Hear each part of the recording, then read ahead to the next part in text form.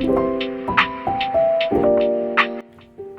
my name is LogansStory. Welcome to LogansStory. Today we're talking about Captain America and the Winter Soldier for this next Marvel Cinematic Worldview Commentary.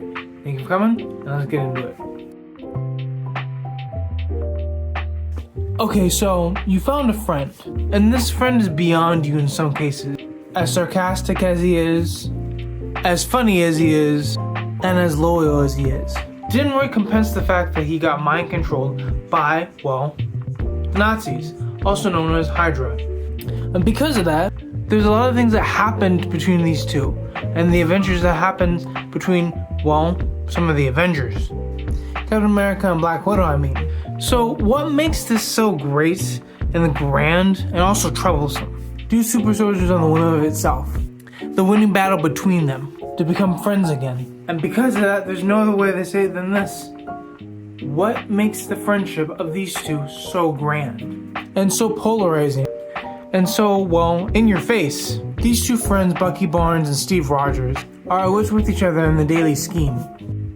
But here's the thing, the more you think about this, the better the idea of the movie comes alive. Friendship is never gone. In fact, what Hydra thought was going to be ended up not being. And because of that, there's something bigger and better to talk about in terms of this.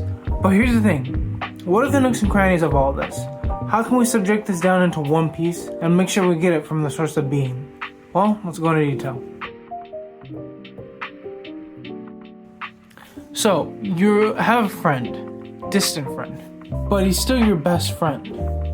How can you fight with the grandeur of what you can recompense through? And fight it with people that actually do care about you. With a friend that's still lost, but yet to be found. The thing is, when you're thinking about this movie, and the internal aspects that go with it, it's about friendship. It's about doing the duty to get your comrade back. It's about good and evil facing up against each other at close rims, almost so much that they're sweating. And it's about living a life towards what's right. It's about living the life that's right, not by living the life that's wrong. And to dig deeper, there's a bigger story at the end of this, one that seems overpowering, and what this friendship tries to behold.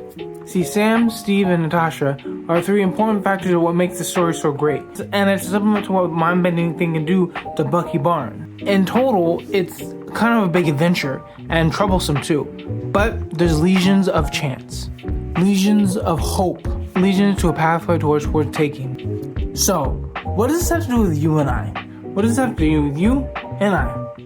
Application, of course. Okay, so when you have a big, grand gesture for your friend, if you have the love for your friend, and the one way to help him is to get him out of the trance he's in, whatever that trance may be in the real world, and to help him guide into the straight and narrow path, how do you do this? There's nothing wrong with being there with your friend. There's nothing wrong with being there for your friend. And there's absolutely nothing wrong with loving your friend with all you got. Just like a brother or a sister. Thank you for coming to application, and let's close out.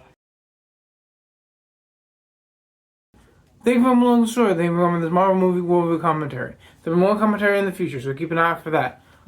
Also, the mission is 1,000 subscribers. You guys can help me get there by hitting the share, like, and subscribe button right on the screen. Also by hitting that bell. Leave a comment if you can too. Thank you again, and peace.